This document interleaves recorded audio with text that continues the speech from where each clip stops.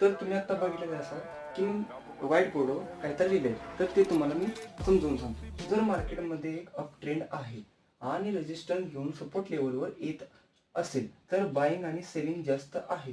तर मार्केटला सेलिंग करायचे असेल तर बायर्सवाल्यांचा फेक ब्रेकआउट करून डाऊन ट्रेंडला त्यांचा स्टॉप लॉस हिट करणार.